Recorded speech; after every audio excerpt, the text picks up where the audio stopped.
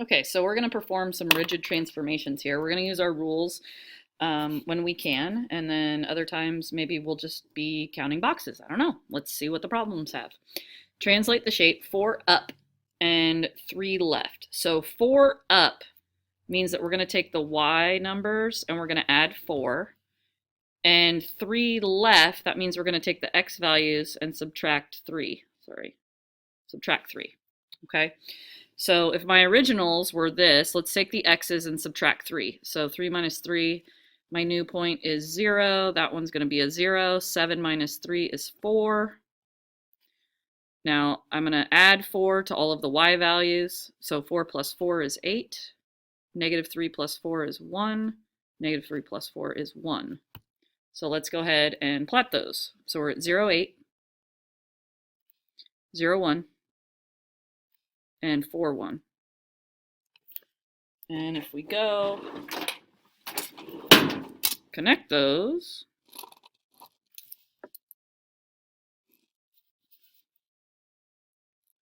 we've performed a rigid transformation, so we should end up with congruent shapes. That means the exact same shape. It's just been moved around. So it looks like I've gone 4 up, 3 left, 4 up, 3 left, 4 up, 3 left. You could either use algebra or you can count boxes. Okay. Number 2, we're going to rotate this shape 90 degrees counterclockwise about the origin. Okay, 90 degrees counterclockwise. If we take a look at our rules, right, that are in our notebook, 90 degrees counterclockwise, the x's and y's switch place and the y becomes negative. So, right, the x and y's switch places and the y becomes negative. So I'm going to take all of these y's and make them negative and list them first. And the x's are going to remain the same. Now we're going to plot those. Negative 1, 2, negative 1, 5, negative 5, 2.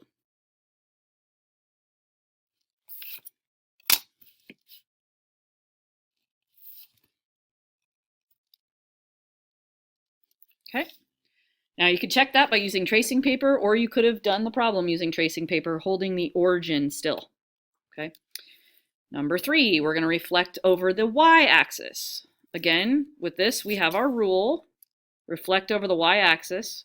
So the only thing that changes is the x values become negative, or the opposite of, excuse me, I shouldn't always say negative. We're going to have the opposite value for the x's. So these all start out as negatives. So they're all going to become positives. And the y values stay the same. So I've got 6, negative 4. I've got 9, negative 8. 9, negative 8. And I've got 5, negative 8.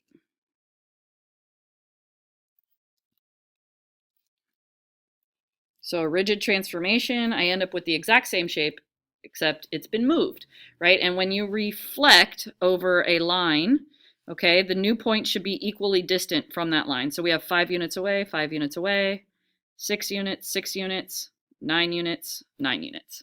Okay. All right, we want to reflect the shape over the line x equals 2. We don't have a rule for this one, so we're going to have to draw the line where x equals 2. So here's where x is 2. We're going to draw our line. Draw a straight line or a dotted line. And we need to reflect the shape to the other side equally distant. So this is 1 unit away, 1 unit away, 1 unit, 1 unit. This is going to be 1, 2, 3, 4 units away. So we're going to go 1, 2, 3, 4 units away. Now, if your shape doesn't look exactly the same as the original, you've done something wrong, because these are rigid transformations which result in congruent shapes. And we would want to list out the new points. Okay, so we'd have 1, 1. We would have 1, 4. And we would have negative 2, 2. We're done.